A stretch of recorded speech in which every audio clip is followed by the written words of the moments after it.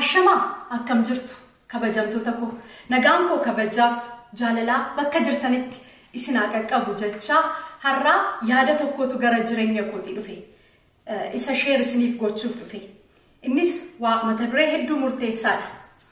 Bishaan kana hundi keessan argaa jirtu. Bishaan kana 40 Sam's Club Store wayidha. Dalara sadif santima 99 yookaan dalara 4 binna daree 4 binna bishaan kana bitee itoon gadi bahaa jiru fridge wayi tokko keessa bishaanumti kun santima 25 gurgurama. Namoonni tokko store sana shop godhatanii bishaan bitachuun barbaanne garuu dheebotan achirraa santima 25 tokko shee bitanii dhugu.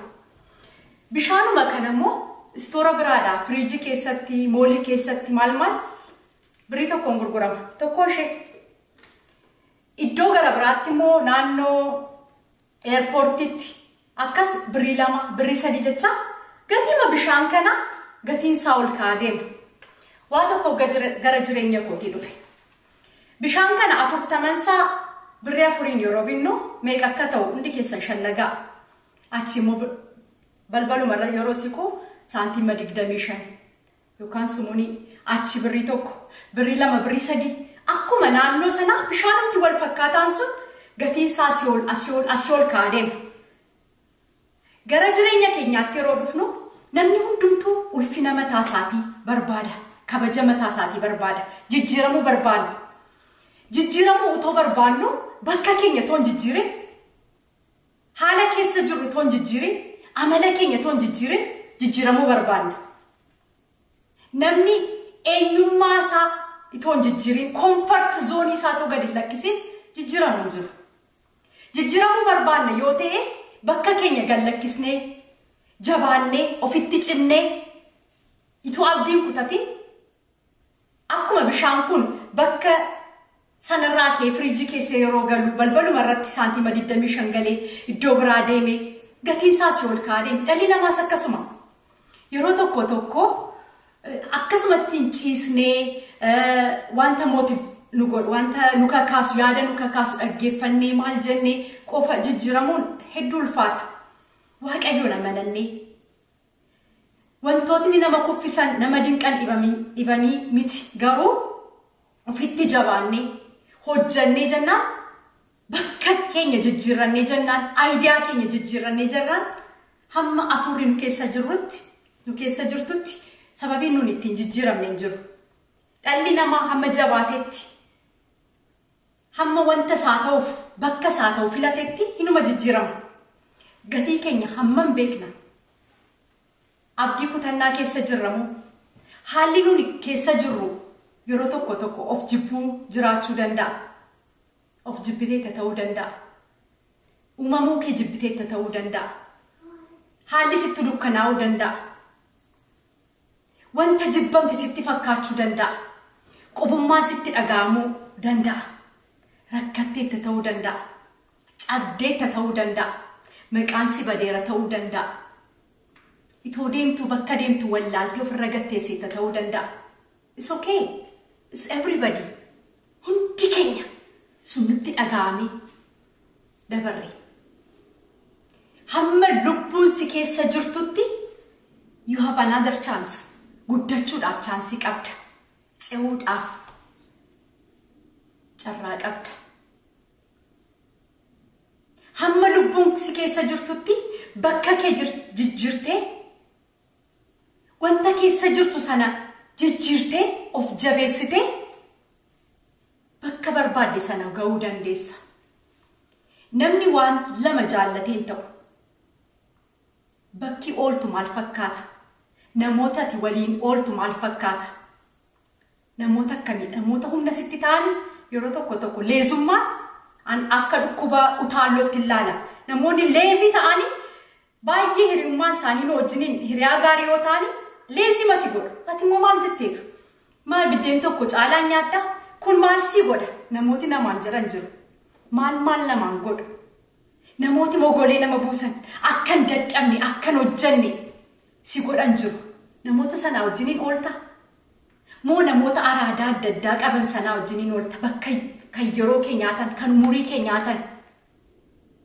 Moo bakka sin jijjiirre hojjattee nagaddee bakka siin buusne jirta. Kan umurii kee jireenya kee nyaachaa jiru sa'aatii kanatti maal fakkaata? Mee ofaa ilaalu. Wanta hin taane irratti yeroo keenya umurii keenya gubaa jirra. Kan nun gammachiisne irratti. Kan laayifii keenya enjoy nun gochisiisne irratti. Kan callisanii maal goote hojjette jedhanii akkati callistee mana keessa hojii kee dhiistee erliyaawtii baatee maal goote isaanii wajjiniin dabarsitu. Moo ati nama akkamiidha? Akka harree hojjedhee akka giiftiitti jiraachuu fedha. Atoo filannoon kee maalidha? Jabaattee hojjettee jireenya kee jijjiirtee bara humna qabdu ganamaa galgala dhamaatee jireenya kee jijjiiruu feeta moo? Callistee anoo biddeen tokko nyaadha.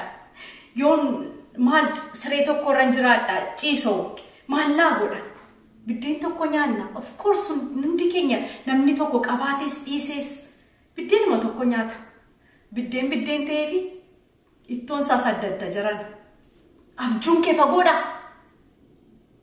Abjuun kee biddeen tokko nyaattee raftee kaatee jiraattee umuriin keenya yeroo ga'u gara waaqa keenyaa deemuudha moo? Abjuun kee fagoodha. Abjuun kee fagoodha taanaan jabaadhu. Jabaadhu hojjedhu. Akka harreetti hojjedhu akka gooftaatti akka nugusaatti jiraadhu. Naannoo kee qulqulleessi. Nama waliin ooltu filadhu. Bishaan kun akkuma golatti istoora keessa duubatti 40 birrii 4 gurguramu. Daalaara 4 gurguramu. Iddoo jijjiirratee garuu tokkoo ishee daalaara 3-4 gurguramtu. Atis bakka kee jijjiirrattee jireenya kee jijjiirtee namoota waliin ooltu jijjiirtee filattee jabaattee gara fuulduraatti ce'uu dandeessa. Abdiin kutatiin hafuurri si keessa jiraatte jechuun ati abdii gara biraa qabdaa. Still chaansii qabdaa jechuudha. Wantoota abdii si kutichiisan irraa fagaadhu. Wantoota mogolee si buusan irraa fagaadhu. Siin ta'u taanaan haala kee bakka kee hojii kee jijjiiri of jijjiiri. Sun immoo kutannoo barbaada.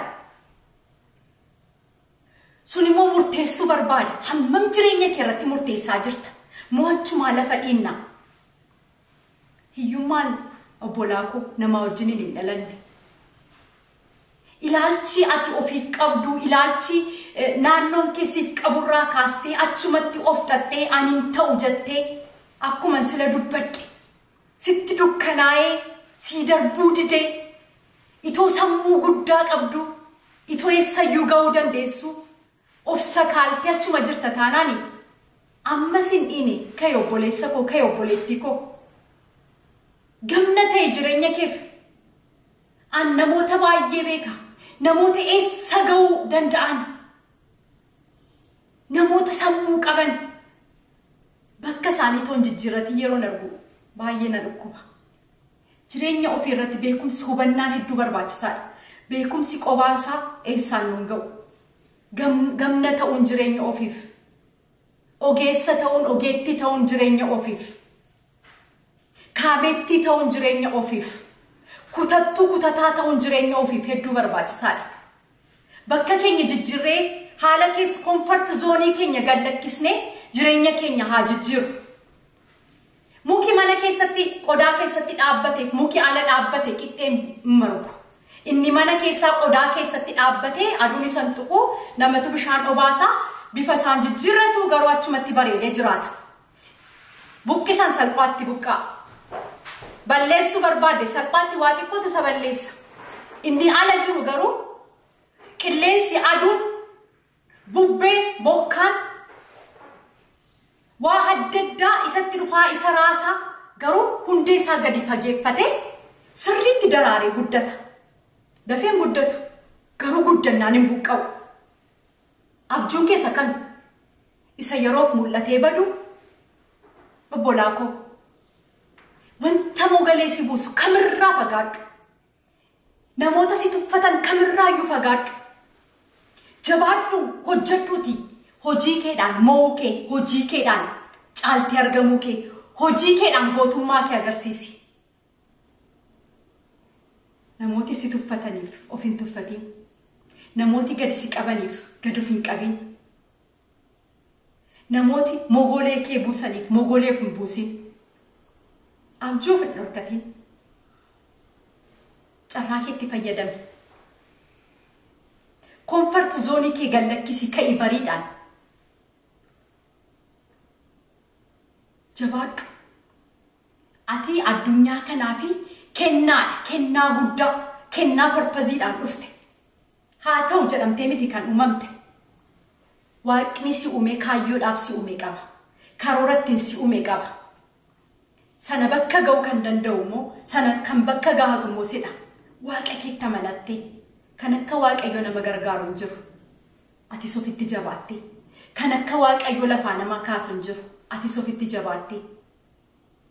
Kanaaf haala amma keessa jirtu ilaalte obboleessa isa abdii kutannaa keessa jirtu obboleettii ishee abdii kutannaa keessa jirtu haala yeroo kee ilaaltee gad of qabaa jirtu bikas sana keessan darbe waan ta'eef kun ergaan kwaarraa namoota akkasiifidha. Gara fuuldura kee ce'i ingeessa immoota caaltee argamta. Waa isheen immoo akkas turte akkas taate jedhamta. Inni immoo akkas ture akkas ta'e jedhamta. Ofitti jabaadhu gamna ta'e. Hubannaan beekumsarra caala hubannaa qabaadhu. Abjuu qabaadhu. Siif haa milkaa'u bakka yaadde ga'e.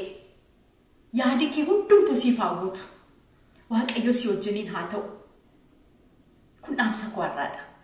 Waan na dhaggeeffattaniif hedduu galateemaa. Ergaa kanarraa gorsa koo kanarraa akka waa xiqqoo fudhattan abdii guddaan qaba. Keessaa seeccaa soraa wanta sin fayyadu fudhadhaa. Ulfaadhaa. Viidiyoo biraan haga walitti deebinutti nagaa.